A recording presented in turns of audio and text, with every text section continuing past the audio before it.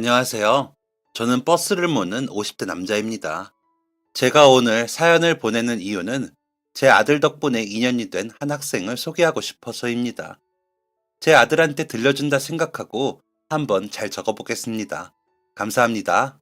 저는 어릴 때부터 책을 참 좋아하는 사람이었습니다. 공부는 잘 못했지만 책은 전교생 중에 가장 많이 읽었을 만큼 책을 좋아했습니다. 초등학생 때부터 친구들은 학교 끝나고 놀이터에서 흙 퍼먹으면서 놀 때, 저는 학교 도서관에 가서 책을 읽었습니다. 어릴 때부터 그렇게 글을 쓰는 작가가 되고 싶었을 만큼 좋아했습니다. 만화책, 소설, 시, 심지어는 잡지까지 장르 불문하고 그냥 글 읽는 게 신이 날 정도로 재밌었습니다. 교과서도 재밌게 읽을 정도면 말 다 한 거죠.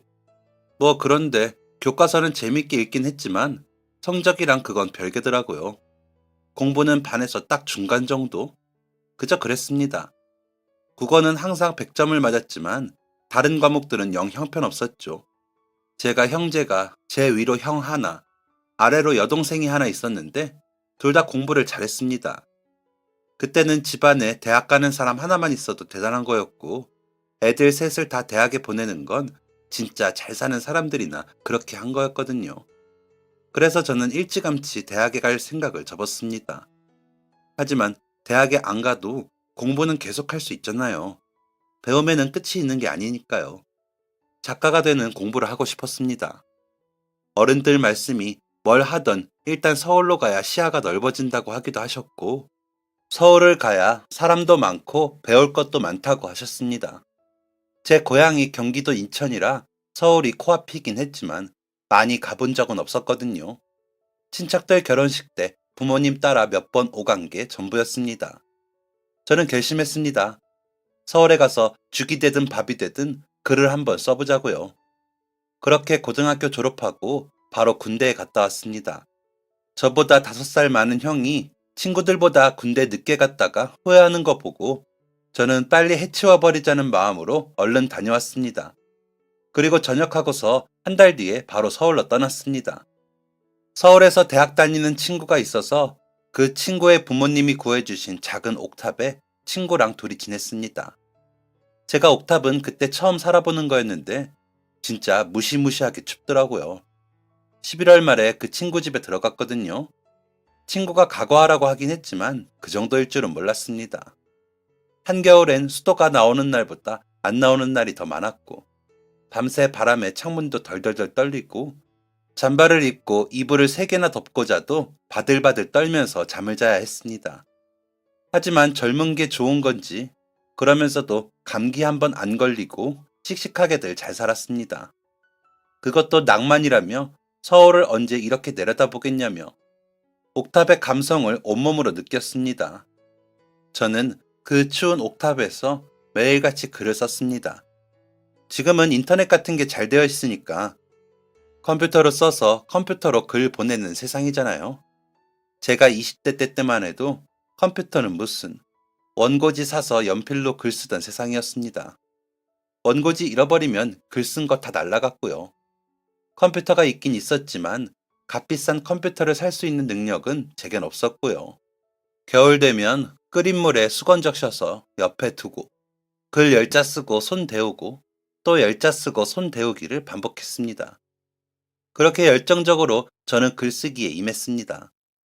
하지만 제가 대학 나온 놈도 아니고 어디서 제대로 글 쓰는 걸 배운 사람도 아니고 아는 작가도 없다 보니 덤빌 마음만 가득하고 덤비는 방법을 모르겠더라고요.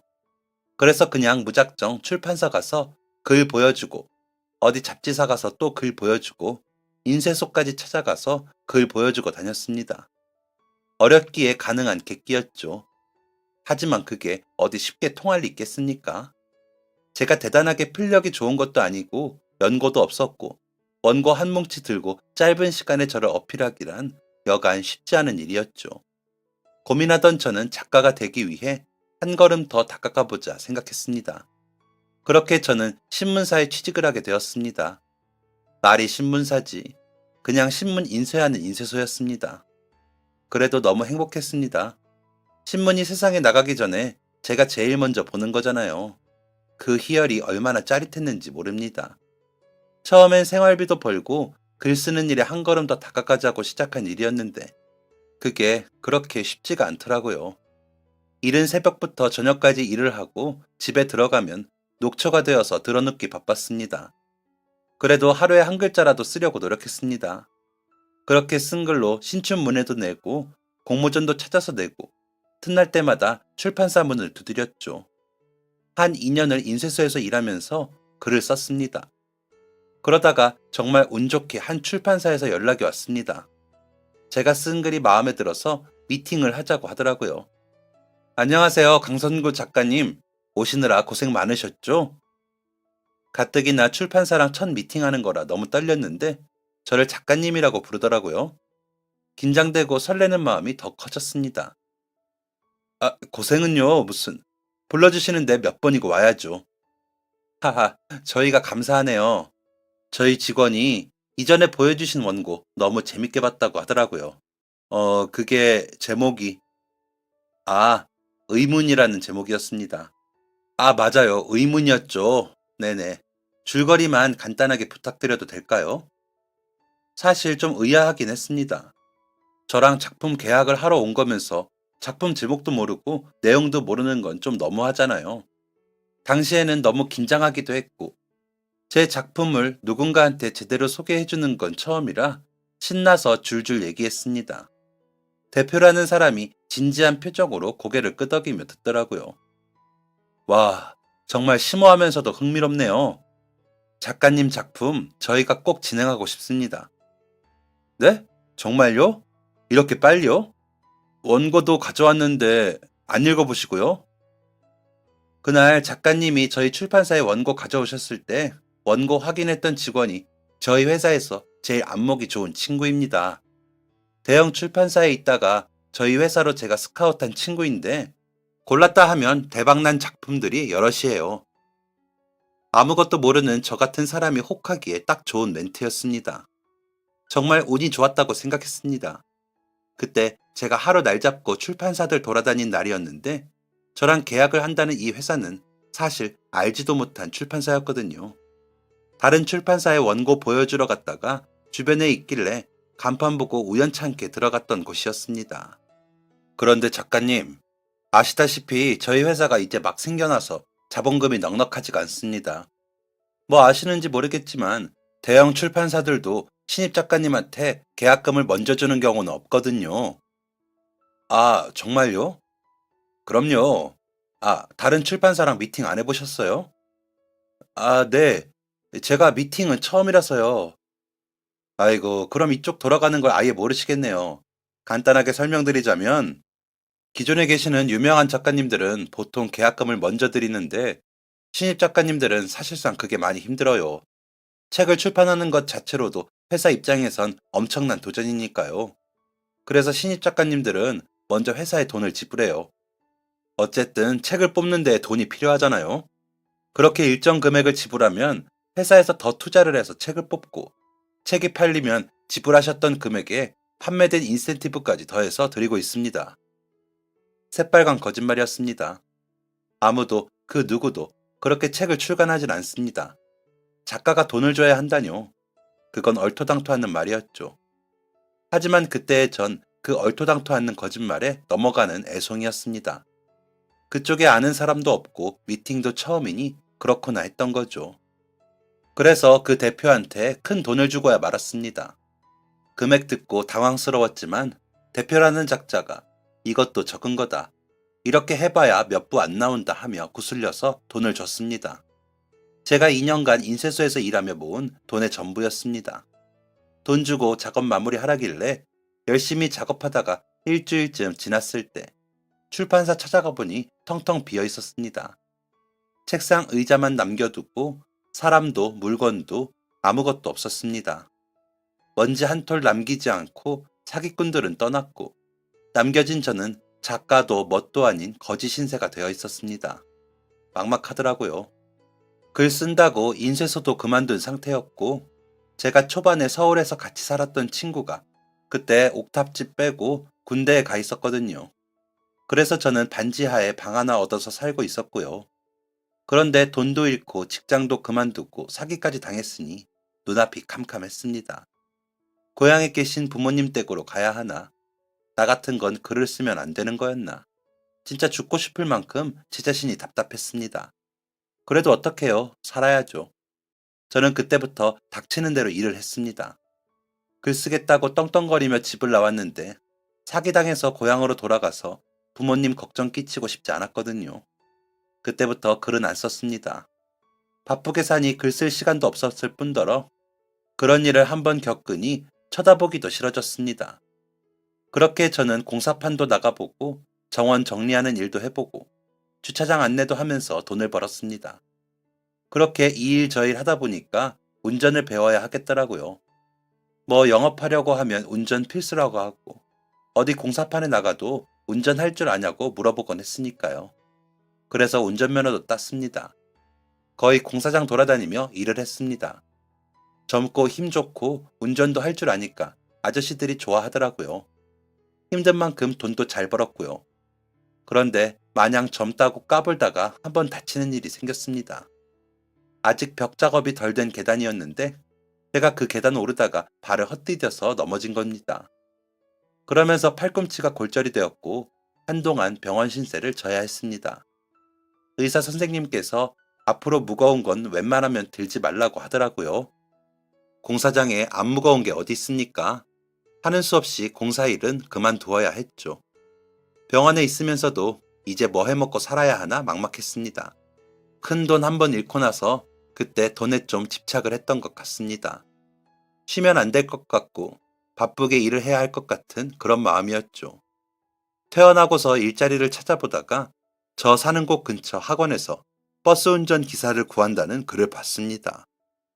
큰 버스는 아니고 왜 어린이집 애들 타고 다니는 12인승 봉고차였습니다. 저는 바로 그곳에 취직했습니다. 일하는 시간이 짧아서 벌이가 적었지만 집에서 가까워서 편하기도 했고 제가 운전하는 걸 좋아하기도 했거든요. 몇 달 해보고 운전 쪽으로 일을 알아볼까도 생각하고 있었죠. 그런데 그렇게 애들이 타는 차에는 항상 학원 선생님이 따라서 탑니다. 애들 차 타는 걸 도와줘야 했으니까요. 아무리 사람 일 어떻게 될지 모르는 거라고들 하지만 거기서 제 인연을 만날 줄은 꿈에도 몰랐습니다. 안녕하세요, 기사님. 오늘도 잘 부탁드려요. 매일같이 저와 동승해서 아이들을 봐주는 그녀는 저보다 2살 어려 보이는 예쁘게 생긴 선생님이었습니다. 얼굴도 예쁘고 목소리도 예쁘고 반짝반짝 빛나는 그녀한테 함부로 말을 걸기가 어려워서 처음엔 말을 아꼈습니다. 한 달쯤 일하니 조금 편해지긴 하더라고요. 그래서 하루는 용기 내어서 물어봤죠. 선생님은 뭐 가르치세요? 저는 국어 가르쳐요. 그때 운명이다 싶었습니다. 원래 사랑에 빠지면 별거 아닌 거에 의미 부여하잖아요.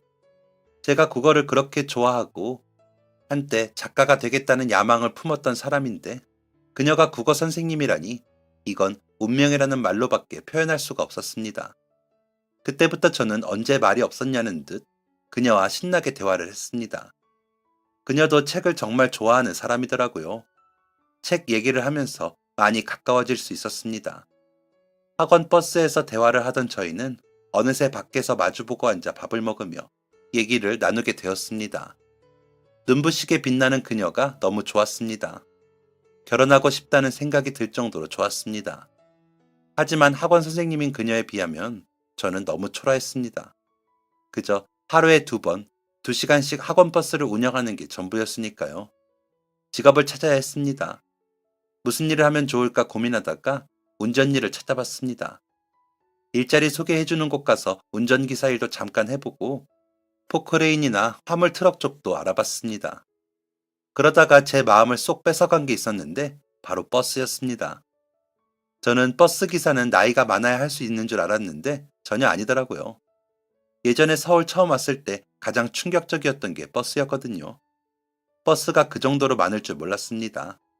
초록색, 파란색, 빨간색 버스들이 뒤엉켜서 가는데 그게 너무 신기했습니다. 서울 곳곳을 누비는 버스가 신기하다고 생각한 게 여러 번이었습니다. 저는 버스 운전기사가 되기로 마음먹었습니다. 처음에 버스 운전기사 시험 합격하고 다른 기사분들 만났을 땐 다들 저한테 한 소리씩 하셨습니다. 젊은 사람이 뭐하러 이런 거 해?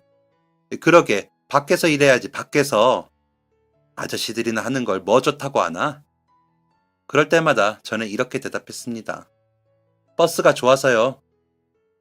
지금은 젊은 버스 기사들이 많지만 그땐 거의 없었거든요. 그래서 저를 더 신기한 눈으로들 보신 것 같았습니다. 몇몇 분들은 늙은이들 일자리 탐내냐는 농담 아닌 농담을 하며 저를 아니 꼽게 보기도 하셨고요. 그렇게 시작된 버스 업무는 생각보다 훨씬 적성에 맞았습니다.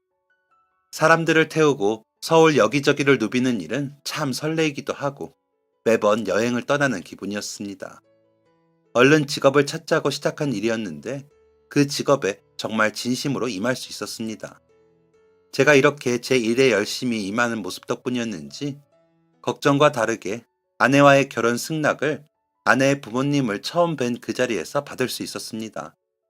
알고 보니까 장인어른께서 택시를 오래 하셨더라고요. 택시 일하시면서 아내 학원 보내고 과외시키고 대학 등록금까지 다 마련하셨다는 걸 인사드리는 자리에서 듣게 되었습니다. 장인어른이 택시를 하시다 보니까 서울에 모르는 곳이 없었고 그래서 저랑 더 대화가 잘 통했던 것 같습니다.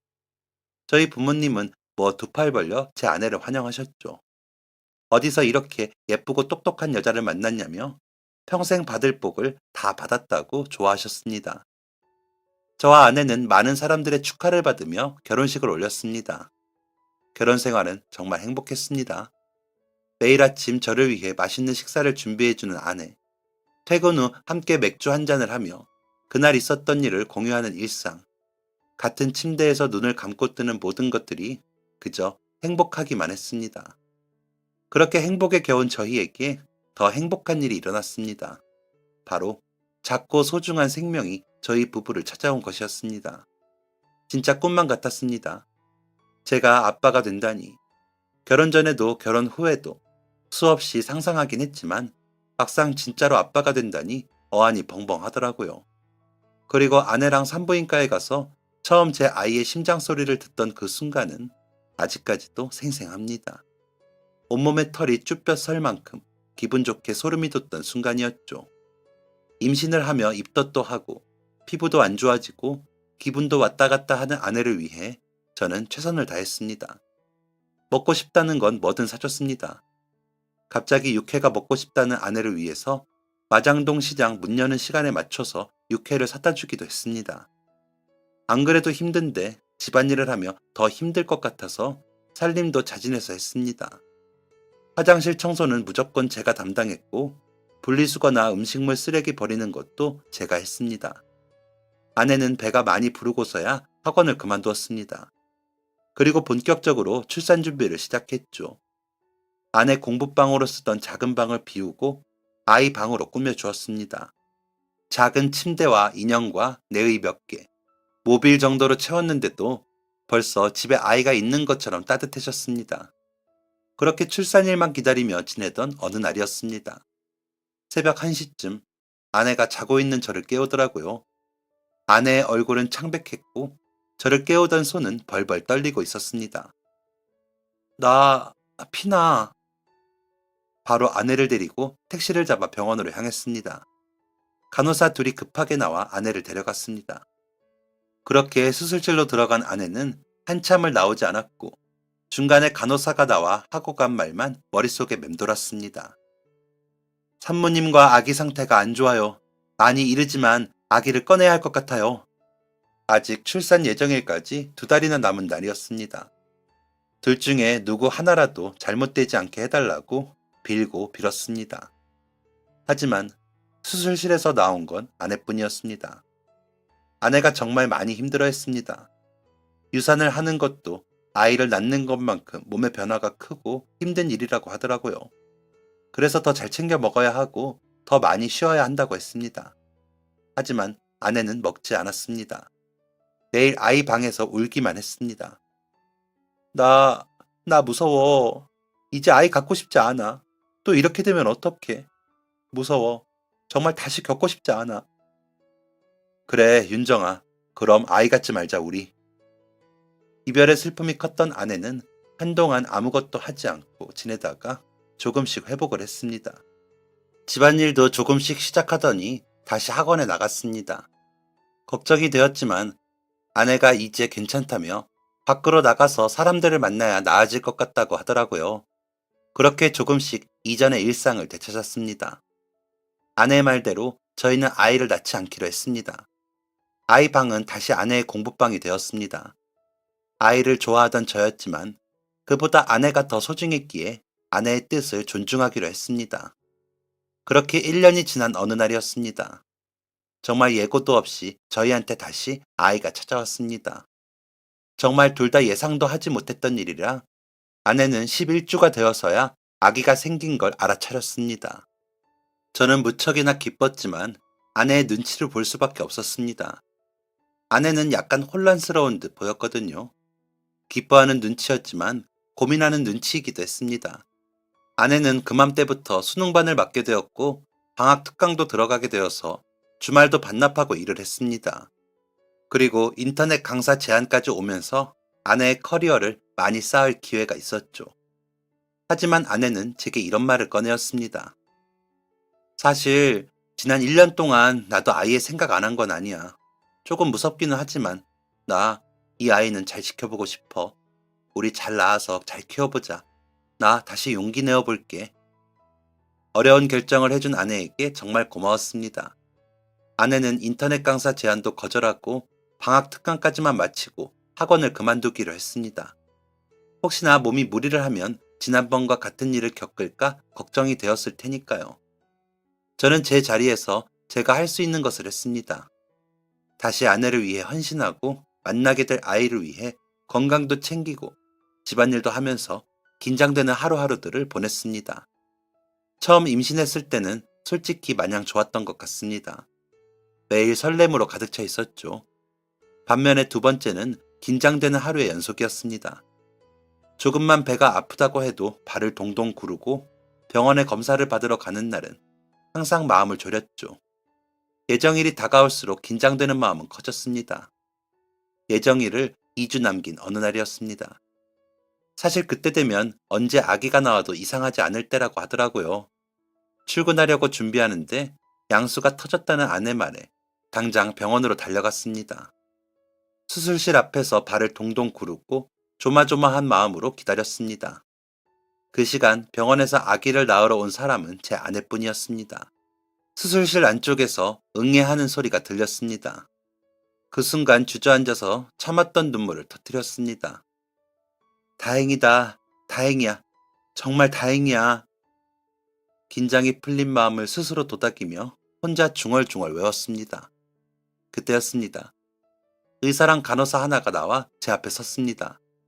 감사하다는 말을 드리려고 하는데 저를 축하하러 온 듯한 표정이 아니었습니다. 아내가 출혈이 심하답니다. 지혈을 하고 있는데 상황이 좋지 않다고 했습니다. 수술을 해야 한다고 하더라고요. 그러면서 피덩이인 아기를 제게 보여주었습니다. 그때 제가 느낀 감정은 정말 복잡했습니다. 언제 웃고 언제 울어야 할지, 걱정해야 할지, 행복해야 할지 갈피를 잡지 못했습니다. 아내는 수술을 했고 아기는 신생아실로 옮겨졌습니다. 저는 여전히 제자리에서 아내를 기다렸습니다. 하지만 아내는 돌아오지 못했습니다. 과다출혈로 세상을 떠났습니다. 그렇게 저는 그 작은 핏덩이를 홀로 책임지게 되었습니다. 혼자 아이를 키운다는 것, 그건 정말 힘든 일이었습니다. 누군가의 도움 없이는 가능하지 않은 일이더군요. 너무 감사하게도 장모님과 장인어른이 많이 도와주셨습니다. 사실 처음에 아내가 그렇게 떠나고 나서는 처가댁 가족들 뵐 면목이 없었습니다. 아내를 지키지 못했다는 사실에 죄책감이 상당하더라고요.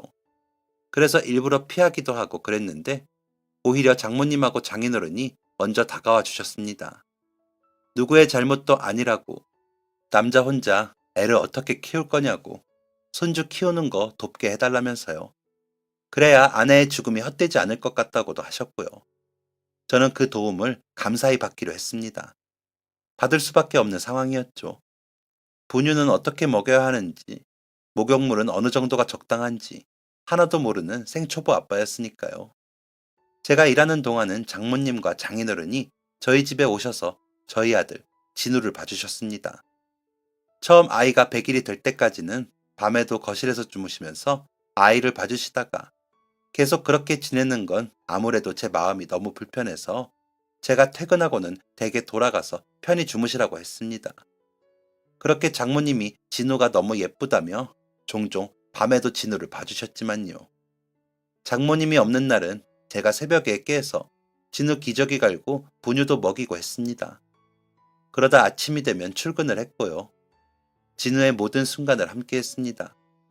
뒤집기를 하던 순간, 처음 기어가던 순간, 걷는 순간, 아빠라고 말하는 순간, 그 모든 것을요. 일할 때 말고는 항상 집에서 진우와 붙어 있었습니다. 사실 저도 사람이니 일 끝나고 다른 기사님들하고 한잔하고 싶기도 하고 친구도 만나고 싶은 적도 있었습니다. 하지만 현실이 그렇게 할 수가 없잖아요. 그냥 순응하고 우리 예쁜 진우 한 번 더 보자는 마음이 더 컸습니다. 논다는 이유로 장모님께 맡겨두는 것도 죄송스럽고요.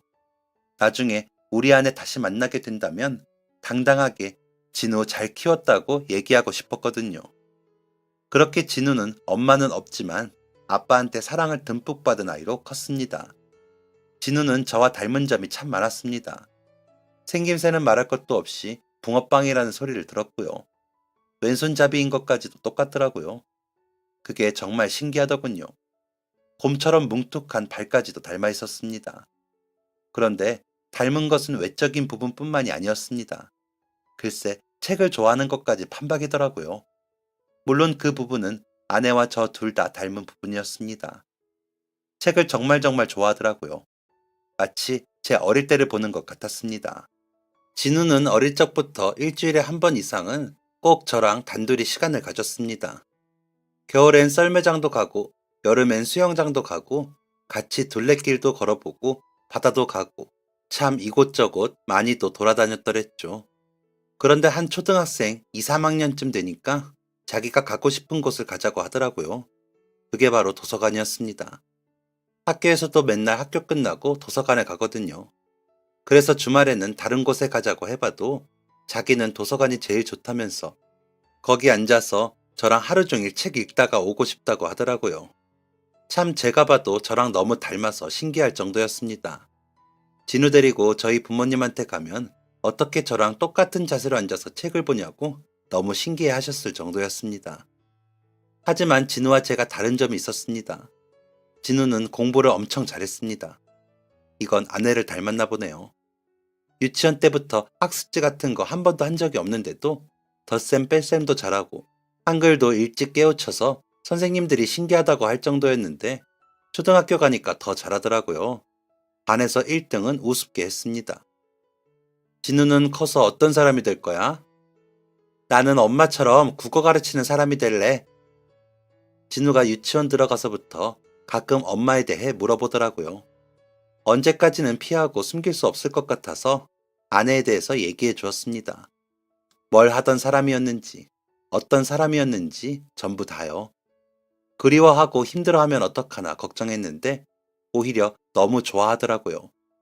엄마가 그렇게 멋진 사람이었냐면서 더 얘기해달라고 했습니다. 그래서 이게 마냥 피할 일이 아닐 뿐더러 그건 진우한테도 좋지 않구나 싶어서 아내 얘기를 많이 해주었습니다. 진우 기억 속에 아내는 없겠지만 마치 기억하고 있는 것처럼 아내를 사랑하더라고요. 그래서 항상 아내처럼 국어 강사가 되겠다고 얘기했습니다. 저는 그럴 수 있을 거라 확신했고요. 진우가 중학생이 되더니 학원에 보내달라고 하더라고요. 학원에서 더 많이 배우고 싶다면서요. 그렇게 하라고 했습니다. 그 전부터 보내주고 싶었지만 진우가 혼자 해보겠다며 학원 다니지 않겠다고 했었거든요. 친구가 다닌다던 큰 학원을 등록했고 중학교 시작하기 전달부터 학원에 가서 배웠습니다. 그런데 그게 우연찮게도 제가 운전하는 버스를 타고 가야 하는 곳이더라고요. 진우가 제가 모는 버스를 한 번도 타본 적이 없었거든요. 항상 타보고 싶다고는 했지만 여건이 받쳐주지 않아서 기회가 없었습니다. 우와, 그럼 나 이제 매일 아빠 버스 타고 학원에 가는 거야? 아빠가 운전할 수도 있고 다른 기사님이 운전할 수도 있어. 그 버스를 아빠만 운전하는 게 아니잖아. 그래도 아빠가 운전하는 버스를 탈 수도 있는 거잖아. 그렇지. 와, 완전 신난다. 친구들한테 자랑해야지. 진우는 엄청 들뜨고 신나했습니다. 들뜨던 건 저도 마찬가지였습니다. 진우가 제 버스를 타고 학원에 간다니 언제 이렇게 컸나 싶고 신기하기도 하고 진우가 버스를 타는 정거장이 가까워지면 괜히 긴장도 되었습니다. 거의 이틀에 한 번꼴로 진우는 제 버스에 올랐습니다. 그럴 때마다 운전석 바로 뒷자리에 앉아서 쫑알쫑알 떠드는데 참 귀엽더라고요. 그리고 친구에게도 제가 바로 자기 아빠라며 너무 멋지지 않냐며 자랑을 했습니다. 그런 진우가 참으로 사랑스러웠습니다. 갑자기 안 다니던 학원을 다녀서 힘들어하면 어쩌나 했는데 제가 너무 진우를 과소평가했더라고요. 진우는 중학교 첫 시험에서 당당하게 전교 1등을 해냈습니다.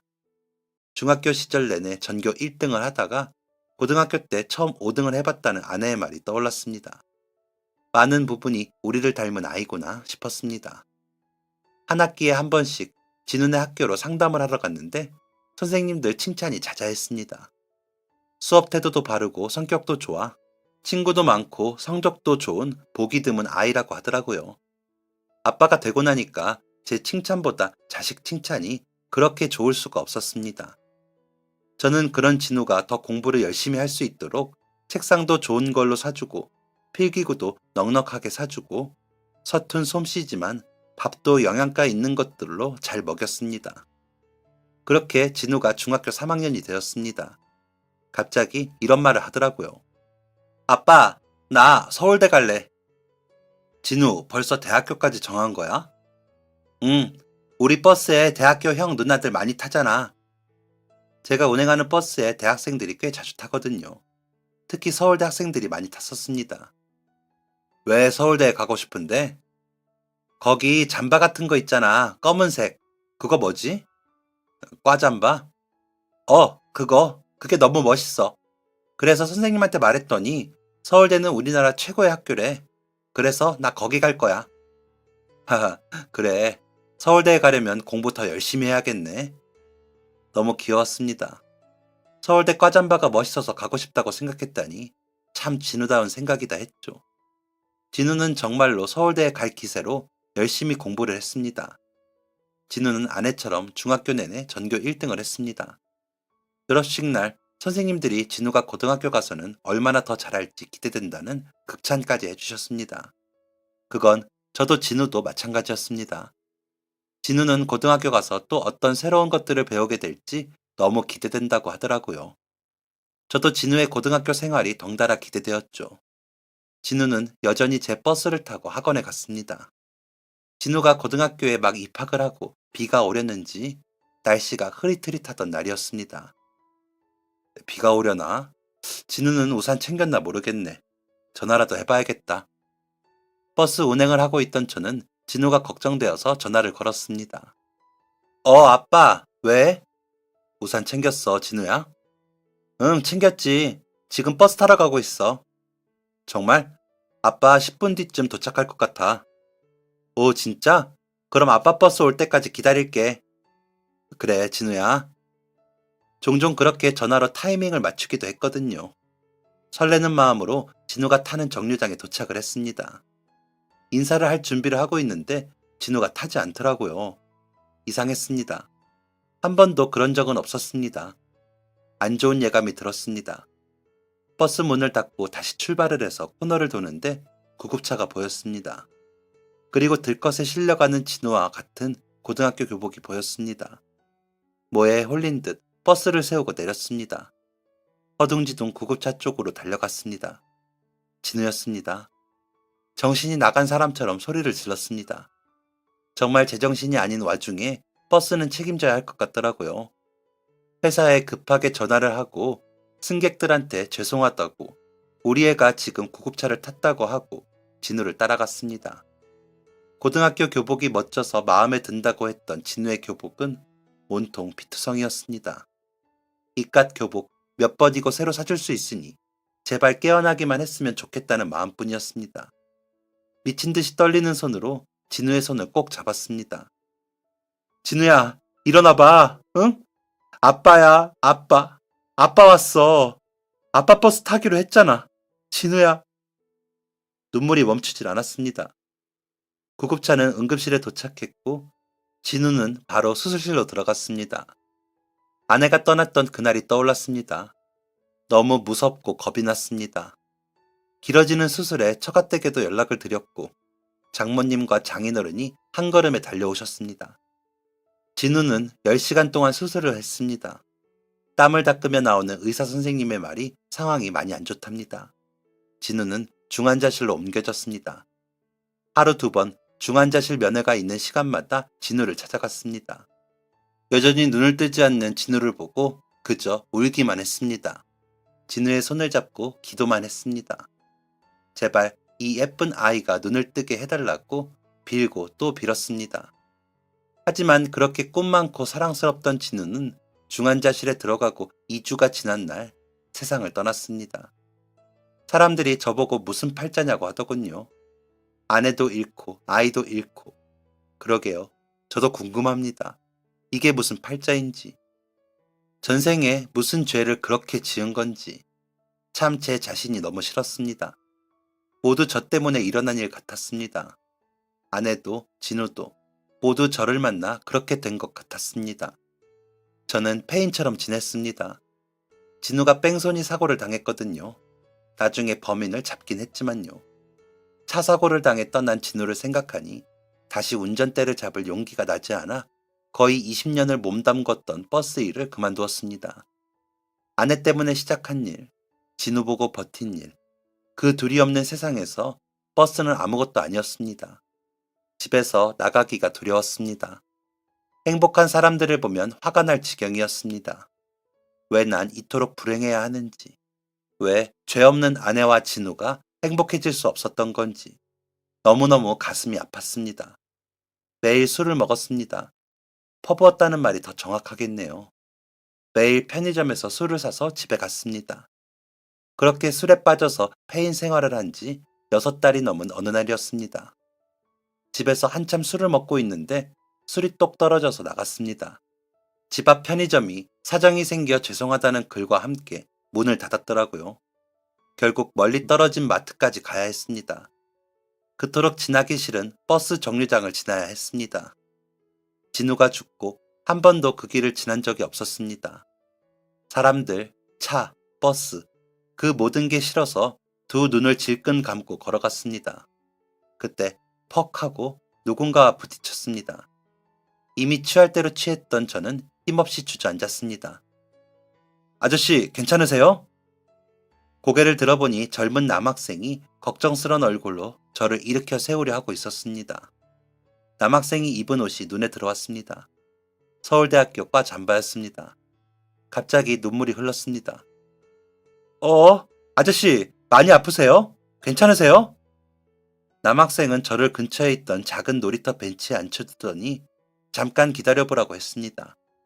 그러더니 한 5분쯤 뒤에 헐레벌떡 뛰어오면서 저한테 물과 술 깨는 약을 쥐어주었습니다. 술 드신 것 같아서 이거 먹으면 좀 괜찮으실까 하고 사왔어요. 고마워요, 학생. 넘어진 것은 좀 괜찮으세요? 네, 괜찮습니다. 괜찮아요. 저와 학생은 말없이 벤치에 나란히 앉았습니다. 책으로 가득한 빵빵한 가방, 단정한 머리, 똘망똘망한 눈까지 꼭 진우를 보고 있는 것 같았습니다. 진우가 살아있었다면 나중에 이 학생의 후배가 되지 않았을까 하는 생각까지 하게 되었습니다. 그렇게 생각하니까 제가 너무 한심해졌습니다. 진우는 많은 것을 경험하고 많은 것을 꿈꾸며 살고 싶었던 아이였는데 억울하게 세상을 떠났잖아요. 그런데 저는 그 감사한 삶이 주어졌음에도 이렇게 한심하게 살고 있다니 제가 너무 바보 같더라고요. 학생, 집에 가는 길이에요? 아, 네. 학교 끝나고 근처에 볼 일이 있어서 왔다가 이제 가려고요. 저기 앞에서 버스 타요. 버스, 그렇군요. 아저씨는 댁이 어디세요? 힘드시면 모셔다 드릴까요? 아니에요. 여기 바로 앞이에요. 오늘 여러모로 고마웠어요. 그럼 조심히 가요, 학생. 다음에 또 볼 수 있을지도 모르겠네요. 네? 저는 그 학생을 뒤로하고 집으로 갔습니다. 그리고 그날부터 마음을 완전히 고쳐 먹었습니다. 죽은 아내와 진우한테 미안해서라도 열심히 살다가 가야겠구나 하는 생각이 들었습니다. 다음날 일어나서 엉망인 집 청소를 싹 하고 버스 회사에 갔습니다. 다시 일하게 해달라고 했습니다. 한심한 남편, 한심한 아빠가 되어 가족들 앞에 나타날 순 없으니 예전처럼 다시 열심히 살아보자는 마음이었습니다. 그렇게 또 6개월이 지났습니다. 저는 다시 버스를 몰았고 사람들과도 잘 지내게 되었습니다. 그 무렵 우연찮게도 예전에 몰았던 그 버스를 다시 몰았습니다. 저를 다시 일어나게 해준 그 학생이 혹시나 타진 않을까 했지만 그 이후 한 번도 그 학생을 보지는 못했습니다. 그러던 어느 날이었습니다. 장모님 생신이라 처가댁에 가서 밥 한 끼 먹고 집으로 가고 있었습니다. 그날은 왠지 걷고 싶어서 걸어서 1시간 정도 걸리는 거리를 걸어가고 있었습니다. 그러다가 집에 치약이 떨어진 게 생각이 났습니다. 마트에 가려고 했는데 문이 다 닫았더라고요. 혹시 편의점에 팔까 싶어 들어가 봤습니다. 신기하게도 치약이 팔더라고요. 비싸지만 하는 수 없이 하나를 들고 계산을 하려는데 카운터에 일하는 사람이 엎어져서 자고 있는 겁니다. 이걸 어쩌나, 깨워야 하나, 다른 편의점을 가야 하나 고민을 했습니다. 저기요, 저기 학생, 계산 좀 해줄래요? 불러도 깰 생각이 없길래 그냥 가려고 치약을 가져다 놓으려던 순간이었습니다. 알바하는 학생이 끙끙거리는 소리를 내더라고요. 다시 보니까 얼굴이 시뻘겋게 달아올라 있었습니다. 살짝 이마를 만져보니 불덩이가 따로 없었죠. 학생! 학생! 괜찮아요? 학생! 저는 얼른 물이라도 뿌려야겠다 싶어서 물을 뿌렸습니다. 119라도 불러야 하나 갈팡질팡하고 있는데 학생이 힘겹게 몸을 일으켰습니다. 그런데 그 순간 저는 깜짝 놀랐습니다. 6개월 전 저랑 부딪힌 그 서울대 학생이더라고요. 학생! 학생은 힘겹게 일어나서 몇 번 눈을 깜빡이더니 곧 저를 알아봤습니다. 그렇게 아는 체를 하려는데 다른 알바생이 출근을 하더라고요. 저는 밖에서 학생을 기다렸습니다. 학생이 비틀거리며 편의점을 빠져나왔습니다. 학생, 괜찮아요? 아저씨, 안 가고 기다리셨어요? 아까는 제가 경황이 없어서 인사를 잘 못 드렸어요. 안녕하세요, 아저씨. 아이고, 학생. 몸이 너무 뜨거운데 제정신이 아니야, 지금. 병원은 가봤어요? 약은 있고? 병원? 아니요, 아니요. 이 정도로 병원은 무슨. 괜찮습니다. 아니에요. 있어봐요. 저는 다시 편의점에 들어갔습니다. 요즘엔 편의점에서 간단한 약들을 팔잖아요. 급한 대로 그거라도 먹여야겠다 싶어서 약이랑 쌍화탕이랑 사서 나왔습니다. 편의점 앞 벤치에 축 늘어진 학생이 앉아 있더군요. 학생은 제게 받아든 약을 먹었습니다. 감사합니다. 누가 약을 챙겨준 게 얼마만인지 모르겠네요. 감사합니다. 아이고, 왜요? 부모님이 멀리 사세요? 공부하느라 혼자 여기 올라온 거예요? 아니요, 부모님이 돌아가셔서 동생이랑 둘이 살아요. 아이고, 그랬구나. 도움도 없이 혼자 학교 다니기 힘들었겠네요. 학교 지금은 안 다니고 있어요. 왜요? 그 좋은 학교를. 등록금이 부족해서 휴학했어요. 돈 모아서 복학하려고요. 동생이 좀 아파서요. 병원비 때문에. 낮에 과외도 하긴 하는데 좀 부족해서요. 좋은 얘기도 아닌데 씩 웃으면서 얘기를 하는 학생을 보니까 마음이 안 좋았습니다. 안쓰럽더라고요. 학생이 집이 그 근처라길래 데려다 주기로 했습니다. 괜찮다는 학생의 가방을 대신 들어주고 따라 나섰습니다. 학생이 사는 집은 반지하였습니다. 문을 열고 들어가니까 중학생쯤 되어 보이는 어린 남자애가 형 하면서 나오더라고요. 문틈으로 보인 집안은 굉장히 열악한 상황으로 보였습니다. 아저씨, 데려다 주셔서 감사합니다. 오늘 도와주신 거 잊지 않고 꼭 갚을게요. 도와주긴 무슨, 들어가요, 학생. 또 봐요. 그렇게 다시 집으로 가는데 계속 신경이 쓰이더군요. 저 어린 학생이 어떻게 생계를 책임지고 공부까지 하는 건지 대견하면서도 너무 안타까웠습니다. 결국 저는 고민 끝에 학생이 일하는 편의점에 다시 찾아갔습니다. 학생, 너무 놀라지 말고 거절하지도 말고 그냥 들어줘요. 네? 뭘요? 내 아내가 아들을 낳다가 죽었어요. 그래서 나는 혼자 아들 열심히 키웠고요. 아들놈이 공부를 워낙 잘하고 똑똑했거든요. 그래서 아들 꿈이 서울대에 가는 거였어요. 내가 버스를 몰아요. 아들이 제 버스를 타고 학원을 다녔는데 어느 날은 이놈이 버스를 안 타는 거야 글쎄. 아들이 10분 전에 내 버스를 탄다고 했던 아들이 죽었어요. 교통사고로. 내가 학생 처음 만났던 그때 있죠? 그때 내가 완전 알코올 중독자였어요. 그때도 또 술 사러 가던 길이었고. 그런데 우리 아들이랑 똑 닮은 학생 보니까 내가 왜 이러고 사나 반성하게 되더라고. 그래서 다시 일어났어요. 학생 덕분에 정신 차리고 술도 끊고 다시 버스 몰게 되었어요. 그래서 내가 학생한테 참 고마워. 그래서 말인데 내가 아내도 없고 아들도 없고 아들 등록금 하려고 모아두었던 이 돈 쓸 곳도 없고 해서 이거 학생이 좀 써줬으면 해요. 큰 돈은 아니지만 어차피 나는 이거 필요도 없고 좋은 곳에 쓰이면 나도 좋으니까요. 이거 학생 등록금 해요. 학생은 크게 놀랐습니다. 지금 딱 3번 본 아저씨가 대학교 등록금을 준다니까 그럴만도 했겠죠. 학생은 거절을 했고 저는 집요하게도 학생을 찾아가서 부탁했습니다. 그러니 학생도 못 이겨서 제 부탁을 들어주더라고요. 그렇게 학생은 다시 학교에 다닐 수 있었습니다. 뭐 대단한 일을 한 건 아니었지만 뿌듯했습니다. 내가 뭐라고 이렇게 누군가한테 도움을 줄 수 있다니 그게 참 기분이 좋더라고요. 저는 이후에도 그 학생을 자주 챙겨주었습니다. 중학생짜리 동생도 초등학생 때부터 들던 가방을 계속 들고 다녀서 다 낡았더라고요. 가방도 새로 사주고 맛있는 것도 사주었습니다. 가족 다 죽고 살아가는데 재미가 없던 저와 부모님 없이 각박한 세상 어떻게든 살아가던 형제는 좋은 인연이 되었습니다. 처음엔 그저 아들 같아서 아들이 생각나서 한 행동이었는데 지금은 정말 진심으로 형제가 잘 되었으면 바라고 진심으로 아끼고 있습니다. 그 아이들도 저를 많이 믿고 따라주고 있고요. 그렇게 인연이 되어 벌써 내년 2월에 그 학생이 졸업을 합니다. 시간이 참 빠르네요. 지금 바쁘게 면접 보고 다니는데 합격하면 저 맛있는 거 먼저 사준다고 하더라고요. 얼마나 맛있는 거 사줄지 벌써부터 기대가 되네요.